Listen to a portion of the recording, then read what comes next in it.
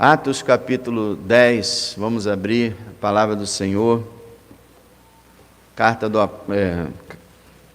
livro de Atos dos Apóstolos, capítulo 10.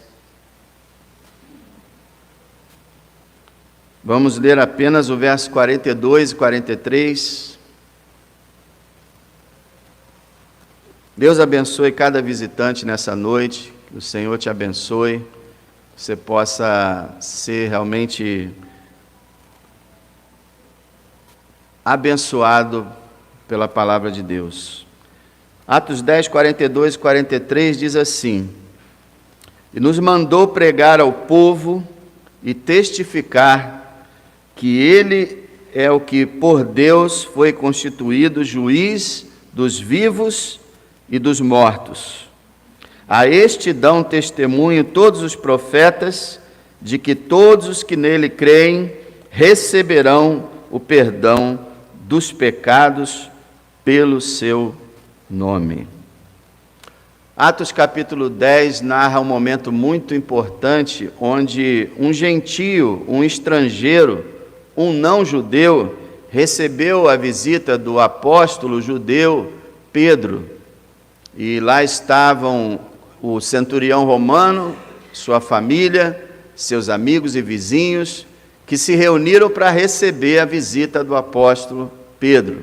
E então Pedro pregou um sermão que começou lá no verso 34 e foi até o verso 43. E ele esclarece aqui muita coisa, ele informa através dessa mensagem muitas informações importantes, mas eu quero me dedicar aqui hoje a falar sobre três palavras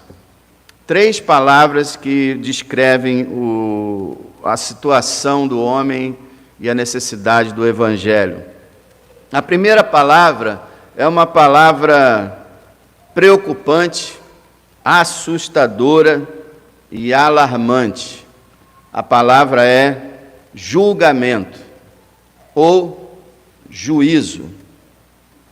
Julgamento, juízo é a mesma coisa.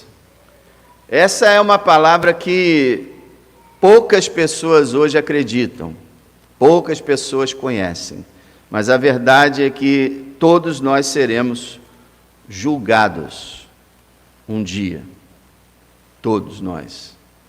E esse julgamento será por tudo o que fizemos, que a Bíblia chama de obras, tudo o que fizemos, tudo o que dissemos, porque até mesmo as nossas palavras ociosas, diz o Senhor, serão julgadas. E não só obras, palavras, mas também pensamentos. Como? Pensamentos. A palavra nos diz que até mesmo pensamentos serão julgados naquele dia. Então você imagina, todos cometemos milhares de pecados durante a nossa vida, alguns deles gravíssimos, e vamos ser julgados. Eu estava fazendo a conta em casa, se você vive 60 anos, e vamos imaginar que você pecou pelo menos uma vez por dia, você concorda que é bem provável que pelo menos uma vez por dia você fez alguma coisa errada? Ou não? Tem gente que não, né? Tem gente que acha que passa a vida toda sem errar. Mas se você e eu cometemos um pecado por dia, quando chegar a 60 anos, nós temos 21.900 pecados para dar conta. E é claro que nós não pecamos uma vez por dia. Nós pecamos dezenas de vezes por dia ou mais. Poxa, se fazer alguma coisa, a gente é julgado. Dizer alguma coisa, eu acho às vezes que o pecado que mais é cometido é as palavras. E agora não é palavra, é digitando. Não é mais falando, mas é digitando. E até os pensamentos. De tal maneira que o Senhor falou que se você é casado e põe os seus olhos com pensamentos impuros em alguma outra mulher ou outro homem, o Senhor diz que você está cometendo adultério em seu coração. Então isso prova, em várias outras passagens, que pensamentos serão julgados. Pensamentos que só nós conhecemos, às vezes o nosso cônjuge não conhece. Às vezes o filho não conhece, ninguém conhece. Mas Deus conhece. E nós vamos dar contas desses pecados. O julgamento será justo. A gente está acostumado, né, a ver julgamentos muito injustos, ainda mais no nosso país.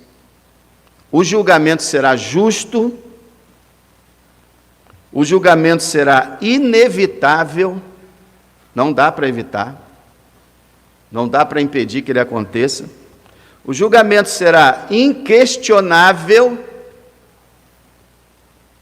toda a humanidade estará sendo julgada naquele dia e ninguém vai questionar o julgamento. O julgamento será irrecorrível, não haverá recurso, porque o tribunal é o máximo, não tem tribunal maior do que o tribunal do julgamento. E será eterno. As sentenças que forem passadas naquele dia nunca mais mudarão, durarão para sempre.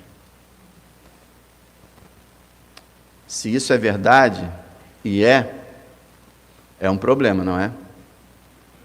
É um grande problema.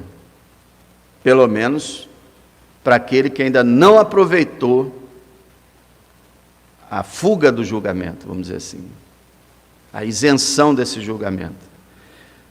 Porque se todos nós vamos comparecer assim e dar contas, já era. Pelas obras, todos que forem julgados não poderão ser absolvidos. Não poderão. Porque nossas obras são imperfeitas. Muito bem, a primeira palavra é julgamento. E Pedro vai falar sobre isso. A segunda palavra nós podemos dizer que é o contrário, é uma palavra contagiante, fortalecedora e tranquilizadora. Que palavra é essa? Perdão. Esse todo mundo gosta de ouvir, né? Haverá um julgamento? Sim, mas haverá também perdão. Perdão. Podemos ser perdoados no julgamento. Os homens não merecem perdão, mas alguns serão perdoados por pura bondade do juiz. Nenhum cristão jamais pode levantar a mão e dizer: eu serei perdoado porque eu mereço. Não. Todos nós merecemos ser condenados nesse julgamento, mas existe a possibilidade do perdão.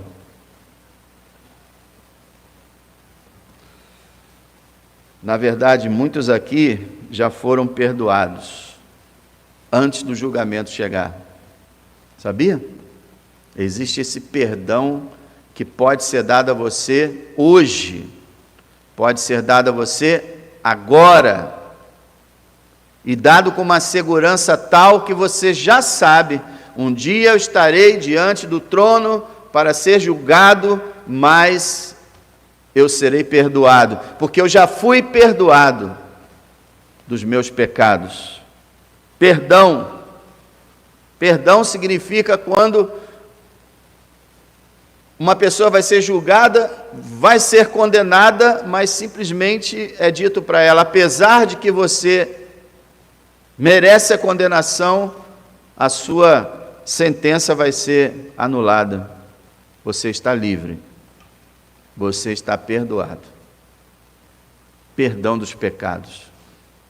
Eu acho interessante que muita gente nem pensa nessas coisas, não pensa no julgamento, não pensa em perdão, porque acha que não precisa receber perdão nenhum, E muitas pessoas consideram que o perdão de Deus é algo tipo automático.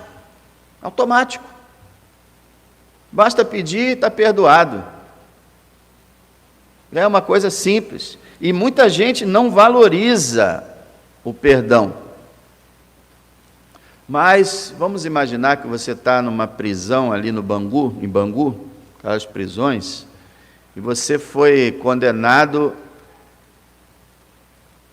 não pode ser condenado à prisão perpétua, mas vamos fingir que pode. No Brasil não pode. Mas vamos imaginar que você foi condenado e vai passar o restante da sua vida lá no presídio. E vamos imaginar que você tem só 20 anos. Então, imagine que você vai até os 60, 80 anos, você vai passar 60 anos dentro do presídio. Imagina, tenta imaginar. Você entrou lá, está fechado lá, e você dorme e acorda sabendo que você nunca mais vai sair de lá. Mas, de repente, vem uma notícia do governador ou do presidente dizendo que você foi perdoado. Descobriram que você não era culpado, você foi inocentado, perdoado e pode ir embora pelas ruas e nunca mais voltar. Você ia valorizar, não ia? Esse perdão. E esse é o momento mais importante da sua vida, esse perdão. Por que a gente não sente isso? Porque a gente não sente que a gente é pecador. A gente não sente que um julgamento está preparado para nós. E a gente não tem a mínima ideia de que poderemos ser condenados. Não temos. Eu falo para vocês, eu era assim. Com 24 anos, o Senhor teve misericórdia e me salvou. Antes dele me salvar, eu pensava que jamais eu seria condenado. Jamais. Eu era uma pessoa correta. Não tinha nenhum problema. Por que eu ia ser condenado? Só que a Bíblia diz, meu amado, eu não conheço você, não sei quantos pecados você cometeu, mas a Bíblia diz que todos nós somos pecadores, todos nós somos culpados diante de Deus, e nenhum de nós pode ser absolvido pelo que é. As religiões ensinam assim, os bonzinhos para cá, os maus para lá, vamos dividir isso aí, então os bonzinhos para o céu e os maus para a perdição eterna. Não é assim. Por natureza, todos nós merecemos a perdição eterna. Mas existe o perdão. E aí nós vamos falar em terceiro lugar, essa terceira palavra muito importante, que está envolvida tanto no julgamento quanto no perdão, e essa palavra é o nome próprio. A palavra é Jesus. E Pedro está falando sobre ele. Jesus, aquele que recebeu o nome que é sobre todo o nome, o homem mais importante que já existiu, e existe, e existirá na humanidade. A Bíblia fala, ele recebeu o nome que é sobre todo o nome, nome que está acima de todo principado, autoridade, todo poder que foi nomeado, Jesus, em hebraico, Yeshua, o Deus Salvador. Jesus quer dizer Deus salva, o Salvador. Veja, vamos ver o que Pedro, o apóstolo, fala sobre esse Jesus. Verso 36. Primeiro ele nos diz que, lá no final do verso 36, que Jesus é o Senhor de todos. Está aí, ó. Este, Jesus Cristo, né? Este é o Senhor de todos. Quer dizer, Ele é divino, Ele é supremo, Ele é a maior autoridade, Ele é o Senhor dos senhores, o Rei dos reis. Começa por aí, o Senhor de todos. E diz também que Ele veio fazer a paz. Olha o verso 36. A palavra que Ele enviou aos filhos de Israel, anunciando a paz por Jesus Cristo. Deus enviou a palavra por meio de Jesus Cristo, anunciando a paz. a absolvição da punição, do julgamento, da condenação e o perdão. Ele anuncia a paz. Pedro também fala no verso 38 que ele é o ungido de Deus. Veja o verso 38. Como Deus ungiu a Jesus de Nazaré com o Espírito Santo e com virtude ou com poder. A palavra ungir, o verbo ungir, é traduzido como Cristo. Jesus Cristo. Jesus o ungido. E a ideia de ser ungido é lá no Velho Testamento, quando Deus escolhia alguma pessoa para uma obra especial, Deus mandava que um profeta ou alguma outra pessoa colocasse um azeite em cima da cabeça daquela pessoa. E então ele era separado para aquela obra, ou de rei, sacerdote, profeta. Então, ungido significa aquele que Deus escolheu, separou e revestiu de autoridade e poder para realizar uma obra. Jesus Cristo, Jesus, o ungido de Deus. Então, ele foi separado por Deus. E qual outro Salvador Deus separou para a humanidade? Existe algum outro? Nenhum. Qual outro que pode fazer com que a nossa vida realmente tenha um significado e no final a gente exista eternamente em pura felicidade? Tem algum outro nome? Nenhum. Pedro, pregando também em Atos 4, ele fala: porque em nenhum outro há salvação, porque debaixo do céu nenhum outro nome há dado entre os homens pelo qual devamos ser salvos. Não tem outro nome. Como diz aquela música antiga do J. Neto, não é Pedro, não é João, não é Maria, não é Sansão, não é Isaías, não é Jeremias, não é Moisés, não é Paulo, não é... Não, o nome dele é Jesus. Diante desse nome se dobrará todo o joelho de toda a humanidade, e toda a língua confessará que ele é o Senhor, o ungido de Deus. Mas ele também é o poderoso benfeitor. Veja o verso 38.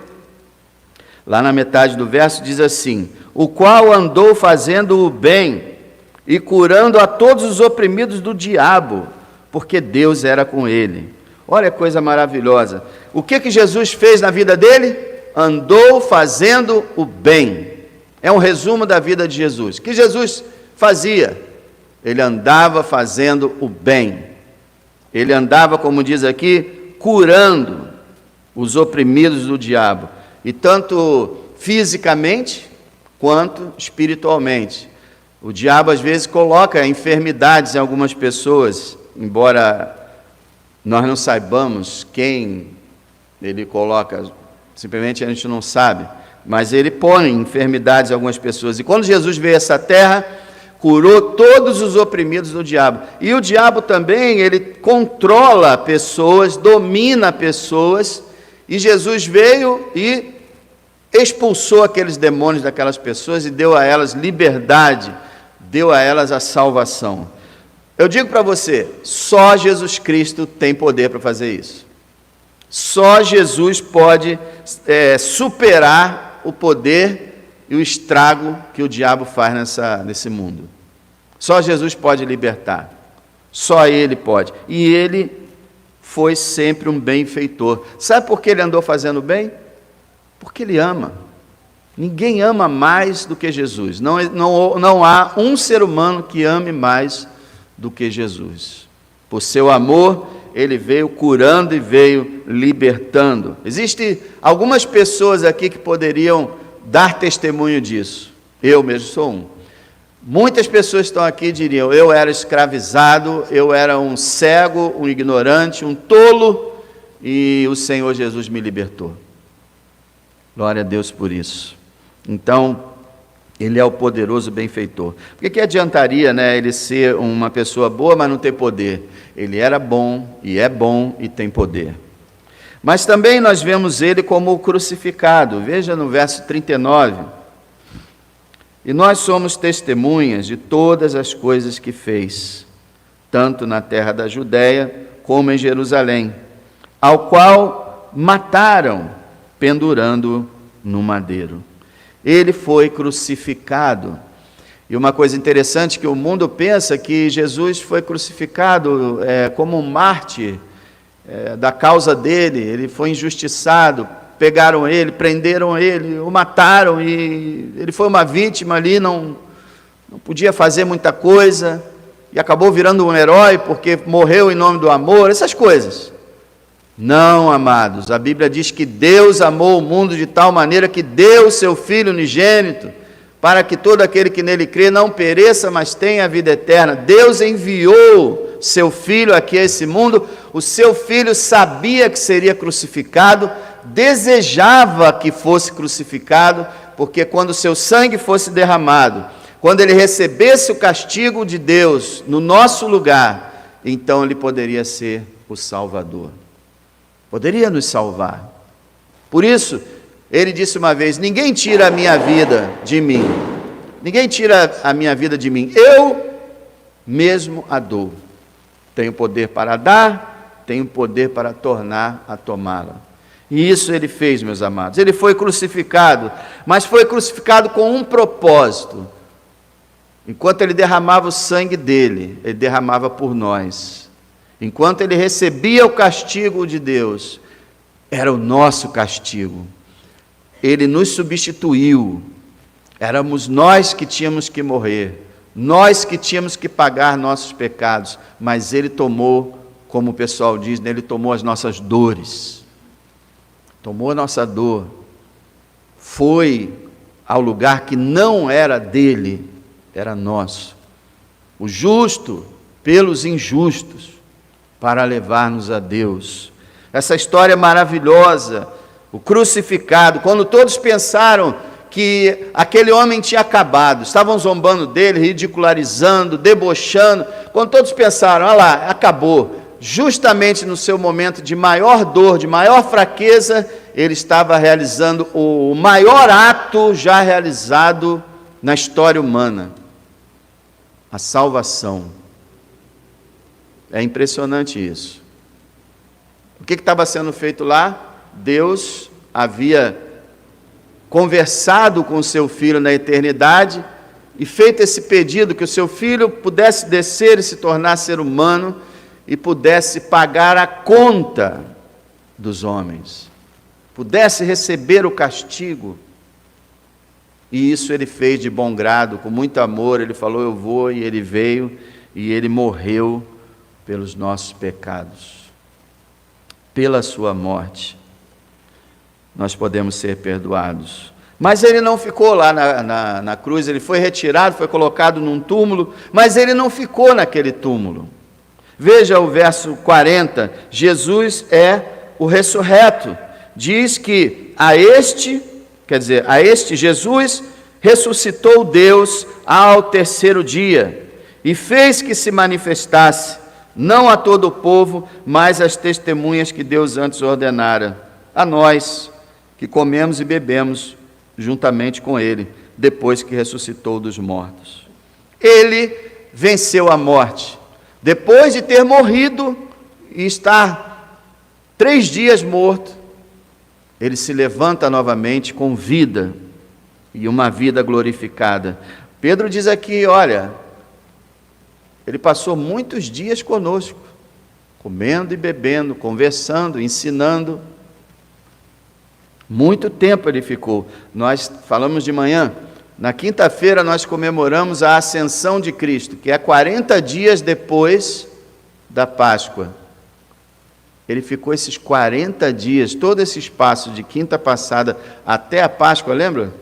Longe a beça, né? Esses 40 dias ele ficou aqui na terra. E no 40º dia, então, ele subiu. Meus amados, esse Jesus, e agora, olha que coisa impressionante, esse Jesus é quem vai julgar todos os homens. Olha o versículo 42. E nos mandou pregar ao povo, isso é, Deus mandou os apóstolos e os pregadores, Deus mandou pregar ao povo e testificar testemunhar que ele, Jesus, é o que por Deus foi constituído juiz dos vivos e dos mortos. Eu não falei do julgamento no início? Quem vai julgar? Jesus. Aí você fala, beleza, tranquilo, tranquilo então. Jesus vai me julgar. Ele é bom, ele é amoroso, ele é, 100%, vai ficar tudo bem. Não, não vai. Não é assim. Pode ficar tudo bem, mas o negócio não é automático. Então, primeiro a gente tem que meditar sobre isso. Nós vamos encarar a face daquele que foi crucificado. Ele estará sentado no trono branco, toda a humanidade se reunirá diante dele naquele dia, e, diferente do que a gente pensa, ele não vai dizer só tudo bem. Ele vai dizer para os que estiverem de um lado: vinde, benditos de meu Pai, possuí por herança o reino que vos está preparado antes da fundação do mundo. Glória a Deus. Mas para uma outra parte da humanidade, e agora prepare-se para o choque, o doce Jesus, o amoroso Jesus, o maravilhoso Jesus dirá: apartai-vos de mim, malditos, para o fogo eterno, preparado para o diabo e os seus anjos. Isso é uma espécie de palavra que ninguém quer ouvir e ninguém quer pregar, mas está na Bíblia. Depois você pode consultar em Mateus 25. O fato de Jesus ser amoroso, de ser salvador, não dá às pessoas a garantia automática de que elas vão todas para o céu. Não. Porque Jesus não é só amoroso, mas ele é justo juiz. Ele vai julgar com justiça. Então ele é o juiz. Ele vai julgar todos os homens, a todos nós. Agora, através desse mesmo Jesus, os que serão julgados podem ser absolvidos. E essa é a grande notícia do Evangelho. Às vezes a gente precisa, falar tanta coisa ruim, até falar do Evangelho, mas por que isso? Porque o nosso coração tem que estar preparado para receber o Evangelho. A gente tem que entender a nossa necessidade para a gente ir até Cristo. Nós não cantamos aqui, dá-me de beber, eu tenho sede, aquilo tudo, águas purificadoras. Só quer a água quem está com sede. Só quer Jesus quem reconhece que precisa dele. Esse mesmo Jesus que morreu na cruz por nós, vai julgar o mundo, mas, louvado seja Deus, por esse Jesus, nós podemos ser absolvidos. Olha o verso 43. A este Jesus, dão testemunho todos os profetas, de que todos os que nele creem, receberão o perdão dos pecados pelo seu nome. Esse é o Evangelho, as boas novas da salvação em Cristo. Olha aqui o que ele está falando. Todo o Velho Testamento fala sobre isso. Todos os que nele creem receberão o perdão dos pecados. Primeira, que notícia maravilhosa. Todos receberão o perdão dos pecados. Que maravilha, ser perdoado, não ser condenado, apesar de ter pecado diversas vezes, ser absolvido no julgamento. Agora, todos os que nele, ele diz, todos os que nele creem. E aí tem a questão, que muda tudo. O Evangelho e a Bíblia nunca diz que Jesus veio salvar e ele salvou a humanidade toda. Quando ele morreu na cruz, ele salvou todo mundo. Está todo mundo salvo, vai todo mundo para o céu. Não, ele não fez isso. Todas as passagens que falam do Evangelho, que falam de perdão, colocam uma condição. E essa condição é crer. Todos os que nele creem. É necessário que você creia E antes que você diga, as pessoas falam, eu creio. Não, espera, não é essa fé superficial, não é esse assentimento intelectual, dizer, não, eu acredito sim, beleza, estou dentro aí, creio nisso aí. Não, calma. Crer é confiar. Primeiro você acreditar do início ao fim dessa mensagem, que, como disse o Lucas e o 1 Tessalonicenses, é a palavra de Deus. Deus está falando aqui. Então, primeira coisa, você concorda com tudo que foi dito sobre os nossos pecados, sobre o julgamento, sobre condenação, e aí você concorda também que Cristo veio, que Ele pagou, só Ele pagou, e que por Ele você tem a salvação. Então você confia na palavra, confia nas boas novas, confia no que Cristo realizou aqui na terra. Você precisa confiar, acreditar que essa é a verdade de Deus, e somente essa é a verdade. Quem crê em Jesus Cristo não crê em mais ninguém, não crê em mais nada, somente Jesus, porque só Jesus pagou o preço. Só Jesus foi morto pelos pecadores e ninguém mais. Só Jesus ressuscitou, só Jesus subiu e assentou à direita de Deus, e só Jesus voltará. Então você precisa pôr a sua confiança, como ele diz aqui, no seu nome. Quem crê nele receberá o perdão dos pecados pelo seu nome. O que significa isso? Pela sua obra, pelo que ele é, pelo que ele fez, por meio da sua cruz, do seu sangue derramado, por meio da sua ressurreição. Ele traz o perdão dos pecados. Volta para o início e pensa, você é pecador? Sim, eu também. E aí, quem vai te julgar? Jesus. Quem é Jesus? Jesus é Deus, a segunda pessoa da Trindade. Deus é formado pelo Pai, pelo Filho e pelo Espírito Santo. Jesus é Deus. Se Ele é Deus, Ele é todo-poderoso, Ele é santo, Ele é puro, e Ele conhece todas as coisas. Ser julgado por Jesus, é a mesma coisa que ser julgado por Deus Pai.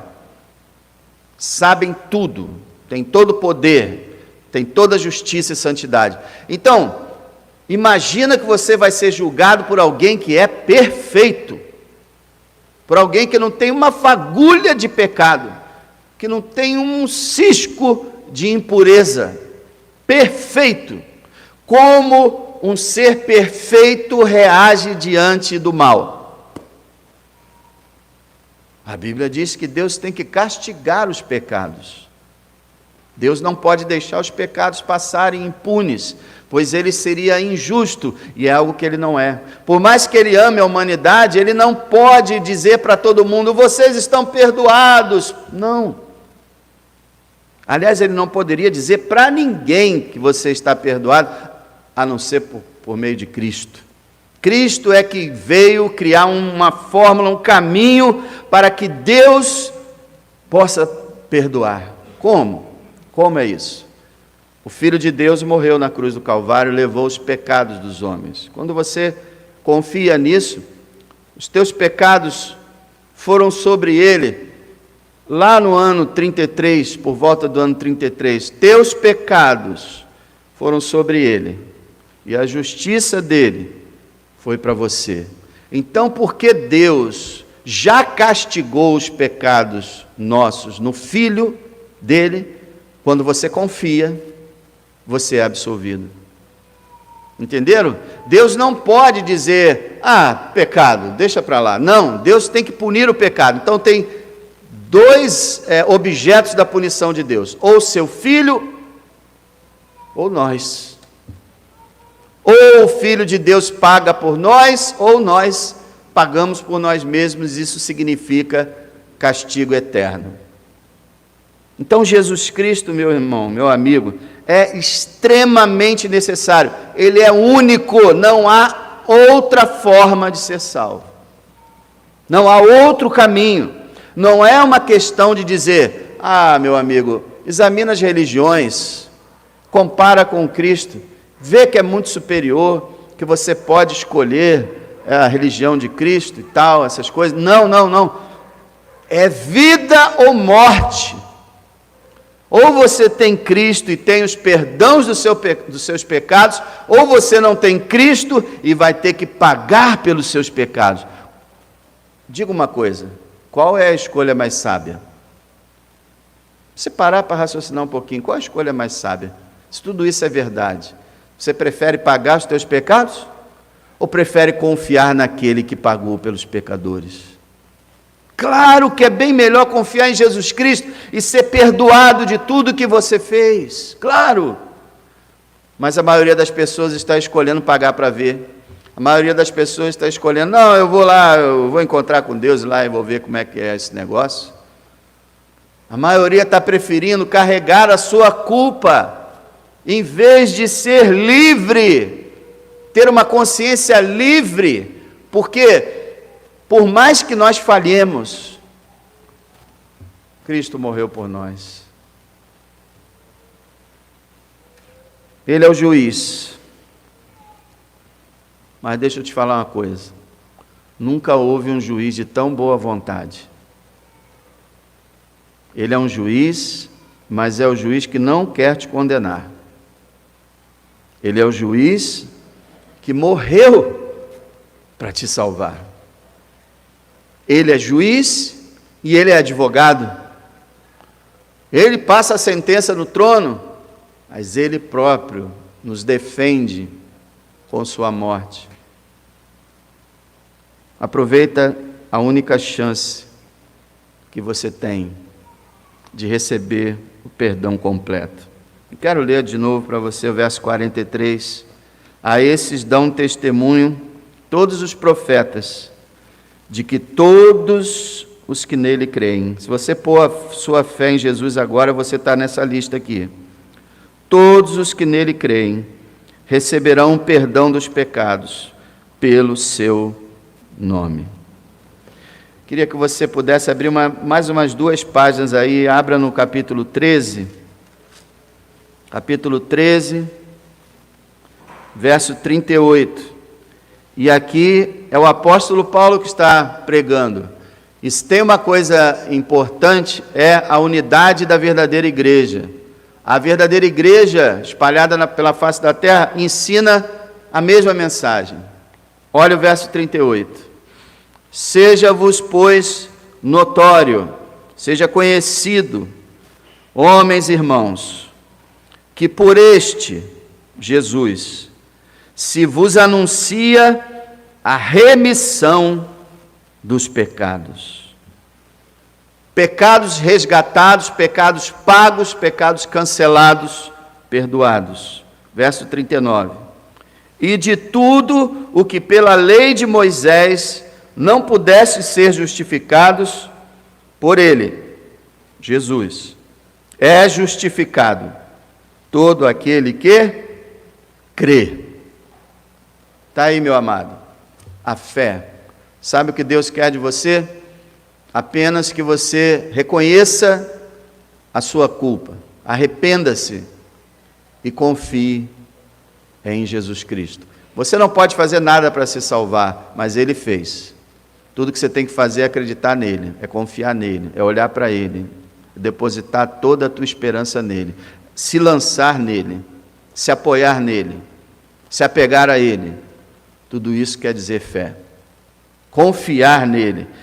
Você vai dizer, como John Newton, um teólogo, pastor, pregador, que antes da conversão dele, ele chegou a trabalhar em tráfico de escravos, cometeu pecados horríveis. Ele estava idoso já, com a memória abalada. Ele disse para um irmão dele na fé, no seu leito, e disse: olha, eu praticamente não estou lembrando de mais nada, mas tem 2 coisas que eu não esqueço.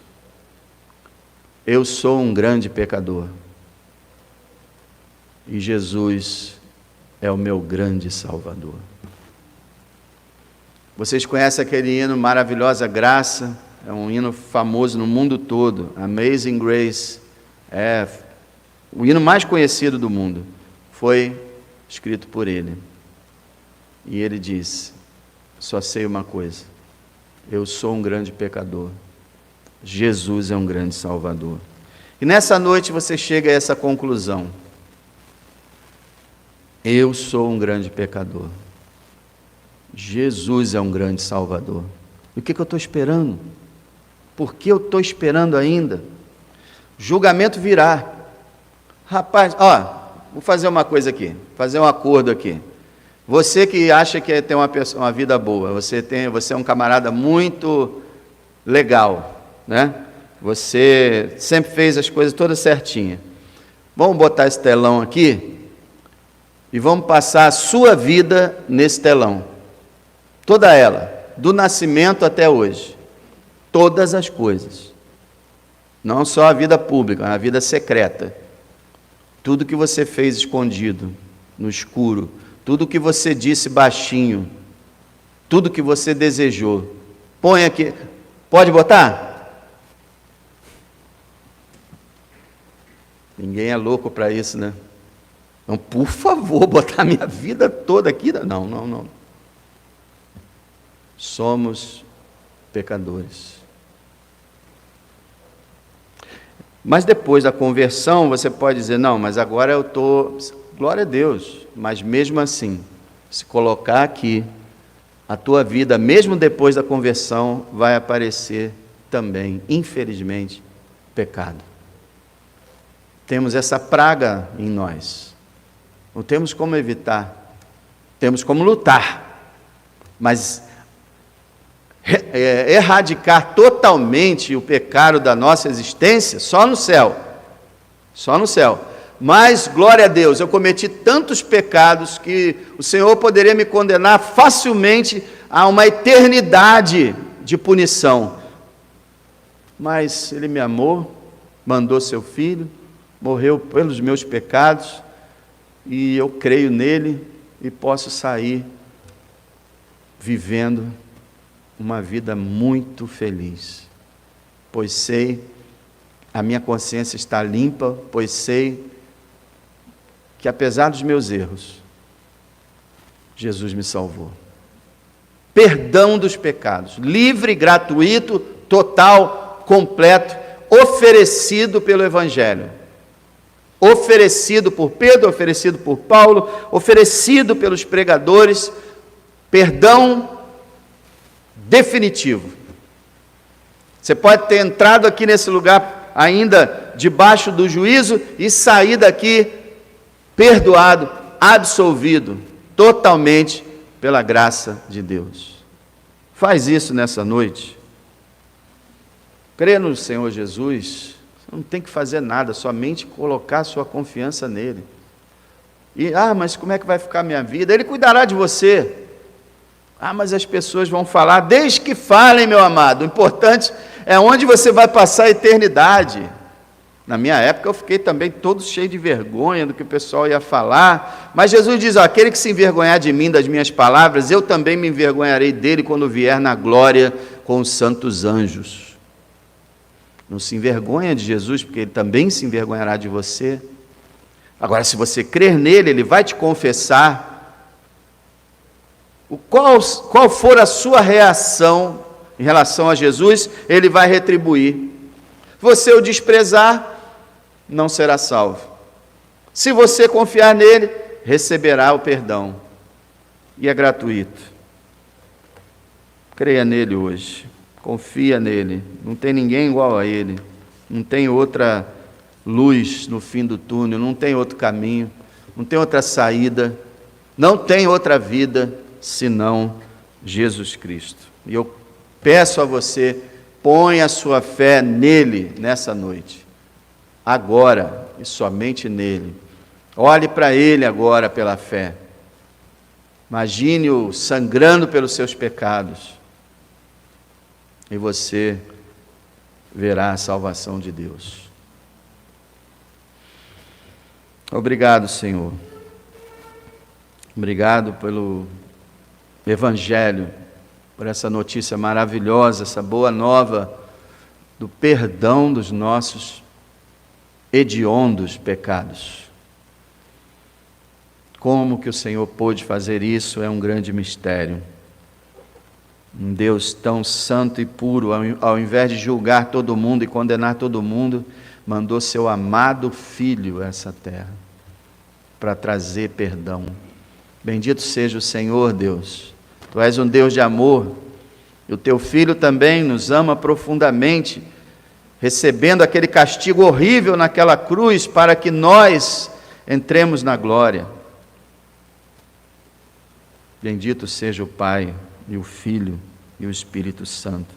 Senhor, Espírito Santo de Deus, age agora nos corações, abre os olhos, abre as mentes, comunica a tua verdade a essa pessoa que está aqui nessa noite, que ela possa crer. Em nome de Jesus. Senhor, quero também te pedir, ó Deus, que tu conduzas a viagem do Gerardo. Ele vai para o Nordeste. Guarda ele, protege ele nessa viagem de carro longa, que ele possa chegar bem, ficar ali bem e retornar bem para nós novamente. Abençoa, Deus, a nossa semana, que possamos ter comunhão contigo, possamos viver uma vida de paz, de alegria no Espírito Santo, que possamos viver para o Senhor que nos amou tão profundamente. Bendito seja o Senhor. Que a graça do Senhor Jesus Cristo, o amor de Deus o Pai e a comunhão do Espírito Santo seja sobre a sua igreja, hoje e para sempre. Amém.